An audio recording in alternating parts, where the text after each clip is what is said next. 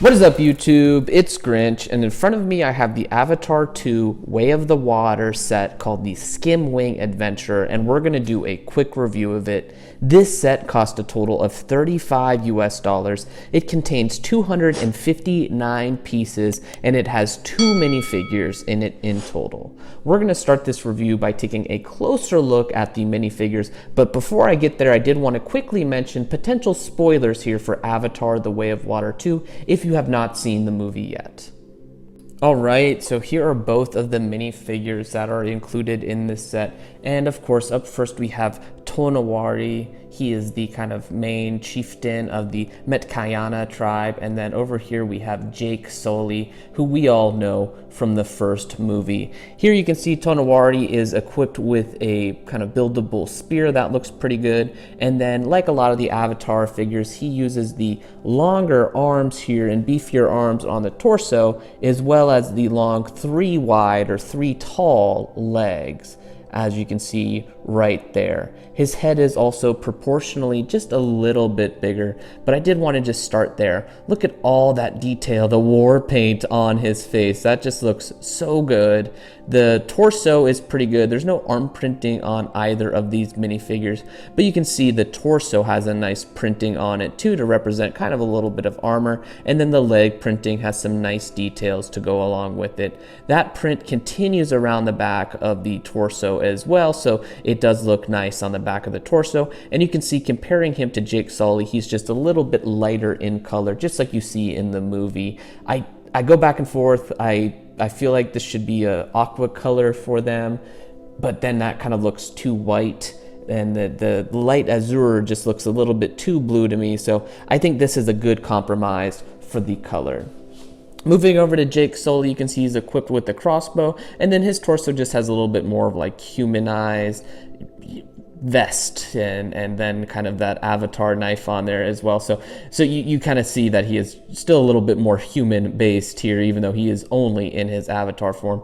This is the same leg printings that we've seen before, and then again he uses those larger arm pieces, larger leg pieces, and he's got some nice details on his face as well. The details for his torso do continue around the back, and then you can see he's in that kind of nice medium blue color that we've seen these minifigures in for Avatar before. You can see that both of these minifigures use the same hairpiece, and I'm okay with it. I mean, it would have been nicer to have a little bit of a different hairpiece, but honestly, it's fine. I think if anyone had a different one, it would have been Jake Sully. Could have had a different hairpiece here. His dreads were just a little bit more kind of kept up well in a ponytail as like a whole. I'm not quite sure what that is called, but compared to the two, I think Jake could have maybe used a different hairpiece, but I'm fine with it. Of course, neither of these figures have an alternative print on their face because they do have these ears that are tilted towards one direction, so having an alternative print wouldn't make any sense. So this is the main build of the set. You can see there's just a really small suggestion of some coral here, about as basic as it can get. And it does use that DC superhero stand piece there so that you can get some good posability off of that piece of coral. This is the Skimwing though. This is another one of the flying beasts from the set that kind of lives underwater, and then they'll use it to kind of fly and soar through the waves. Again, a very small little coral build down here. You can see there's just one fish and then just a few little kind of corally accents coming off of the main build. But the main bulk of it is really just made up of this Skimwing. Really awesome single mold, or this is a double molded piece. There's one piece here and then the top piece, but a really nice custom molded piece here. There's a nice little orange suggestion down here that's molded into it, and then the top's got some nice printed details. I mean, this headpiece is very, very excellent, and that kind of leads you to be able to get some cool poses. I mean, just kind of look at that. That's a little bit intimidating, but that's really where my compliments kind of stop. There's a nice saddle right up here, as you can see, and I'm knocking some pieces over.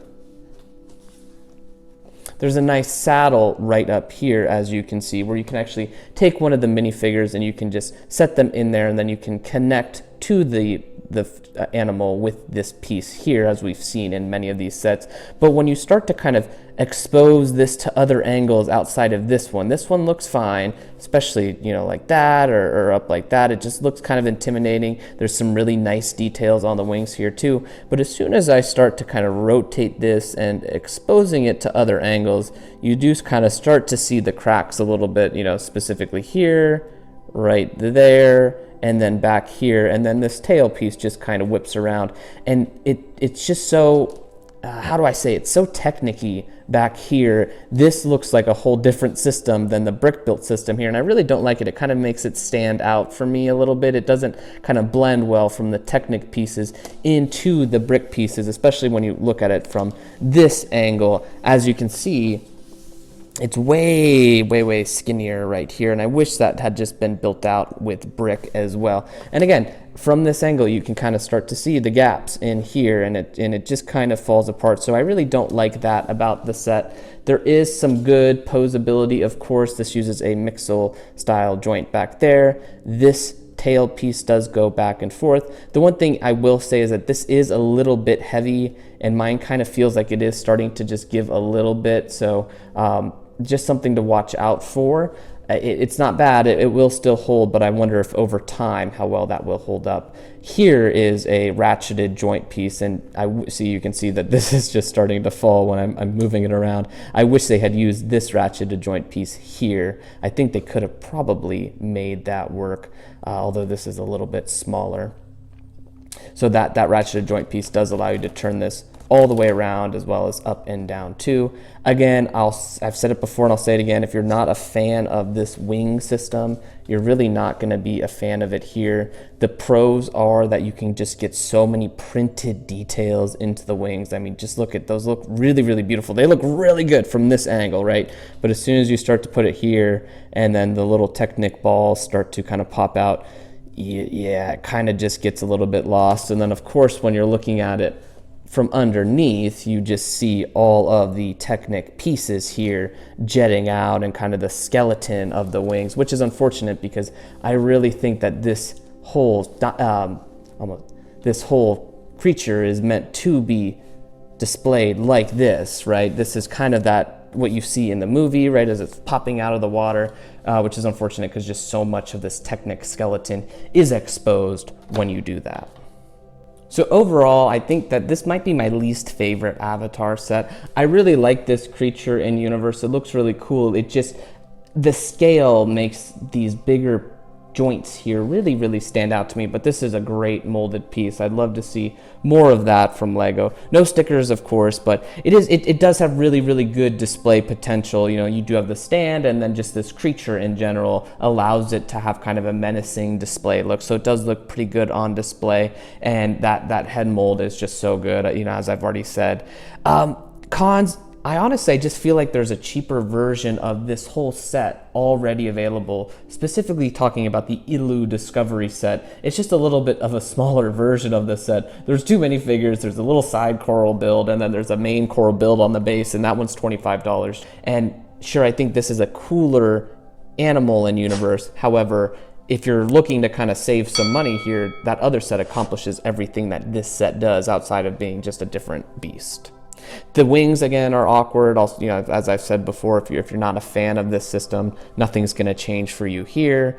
The coral build on this, it does feel really lacking. Specifically, this one is just kind of a piece of the vibrant coral, pre-molded coral piece, and then just, you know, a couple of colorful pieces on a dark blue plate. So unfortunately for me there, just the coral could have been a little bit more developed. And I do just feel like since this one's $35, it should kind of maybe contain another minifigure. That would have just been the icing on the cake for me. I think just having an additional minifigure would have made that value feel a little bit better here, and it would have made it kind of stand out a little bit more from that Ilu Discovery set. But otherwise, if you bought that set, you kind of already have this set. You just have different minifigures here and a different animal. So unfortunately, a little bit harsher on this one, but still very solid. If you like the Avatar sets, this one doesn't disappoint. 4 out of 5 for me. If you enjoyed this video, please consider liking, subscribing, and joining in the conversation in the comments section below. As always, thank you for watching, and I will see you in the next one.